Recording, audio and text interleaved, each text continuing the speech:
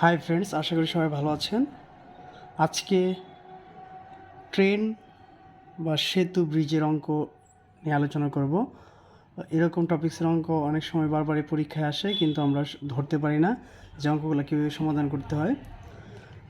তো ট্রেন এবং সেতুর অঙ্ক প্রায় পরীক্ষায় আসে।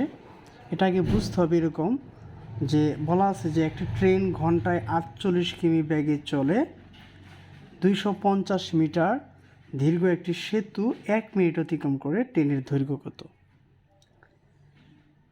ট্রেনের গতিবেগটা দেওয়া আছে ঘন্টায়, ঘন্টায় দেওয়া আছে, এবং কত কিলোমিটার পথ যাবে সে? 48 কিলোমিটার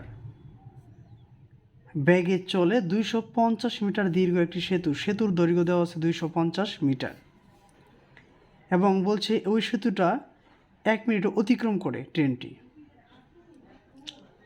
ট্রেনের দৈর্ঘ্য বের করতে বলছে। তা আমরা স্বভাবতই জানি যে ট্রেন যখন ব্রিজ বা সেতুর উপরে থাকে, ধরে নিলাম এটা একটা সেতু, এই সেতুর উপরে যখন একটা ট্রেন অবস্থান করে, ট্রেন যখন অবস্থান করে সেতুর উপরে দিয়ে যখন যায়, আমরা জানি ট্রেন তো অনেক একটা বড় একটা জিনিস, এটা যখন এটার উপর দিয়ে যায় তখন এই ট্রেনের যে দৈর্ঘ্য আছে এবং সেতুর দৈর্ঘ্য দুটো একত্রিত হয়ে যায়, দুটো একত্রিত যোগফল হয়। তো এটা ঘন্টায় বলছে, ট্রেনটি ঘন্টায় যায়। আমরা জানি 1 ঘন্টা সমান সমান হচ্ছে 3600 সেকেন্ড, আর 48 কিলোমিটার আমরা জানি 1 কিলোমিটার সমান সমান হচ্ছে 1000 মিটার। তাহলে 48 কিলোমিটার সমান সমান কত হবে? 48,000 মিটার। এবং বলছে 250 মিটার দীর্ঘ একটি সেতু 1 মিনিটে অতিক্রম করে। আচ্ছা, 1 মিনিটে যদি অতিক্রম করে তাহলে ট্রেনের দৈর্ঘ্য কত? দৈর্ঘ্যটা আমাকে বের করতে বলছে। তাহলে আমরা প্রথমে আগে লিখতে পারি যে 1 ঘন্টা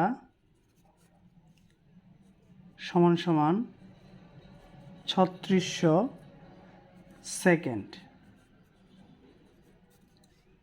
এবং 1 কিলোমিটার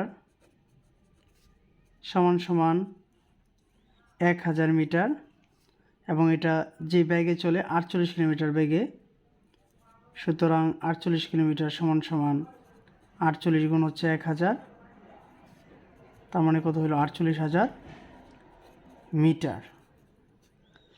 এটা আমরা কেন মিটার করলাম? মিটারটা করলাম এই কারণে, কারণ এখানে আমার বলছে যে 250 মিটার দীর্ঘ একটি সেতু অতিক্রম করতে হবে। তো 250 মিটার দীর্ঘ যদি একটা সেতু অতিক্রম তাকে করতে হয়, তাহলে অবশ্যই আমাকে এটা মিটারে প্রকাশ করে নিতে হবে। তাহলে এই যে সে ঘন্টায় গেছে 48 কিলোমিটার, তার মানে কি সে 3600 সেকেন্ডে যায় কত কিলোমিটার? 48,000 মিটার। এবং এখানে আমাকে বলে দিছে 1 মিনিট অতিক্রম করছে। 1 মিনিট সমান সমান কত সেকেন্ড? 60 সেকেন্ড।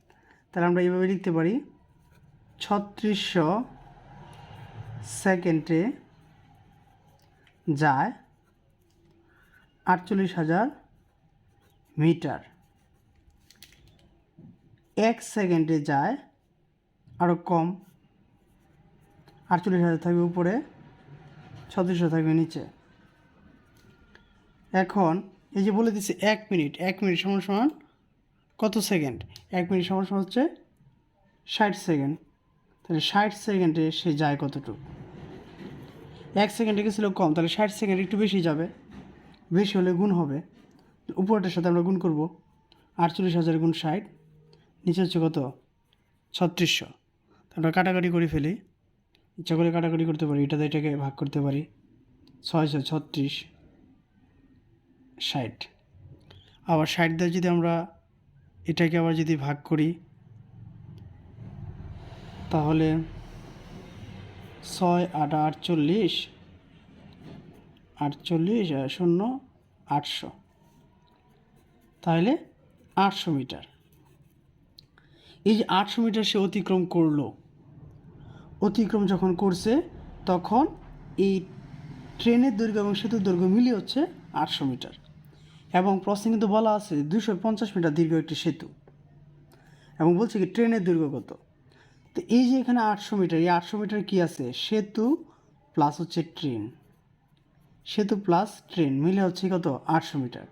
এর মধ্যে এখন থেকে যদি এখানে যে সেতুটা দৈর্ঘ্য দেওয়া আছে 250 মিটার, যদি আমরা এটা বাদ দিয়ে দিই, সেতুটা তো দেওয়া হচ্ছে 250 মিটার, যদি 250 মিটার 800 থেকে আমরা 250 মিটার বাদ দিয়ে দিই তাহলে কিন্তু আমরা ট্রেনের দৈর্ঘ্যটা বের করতে পারবো।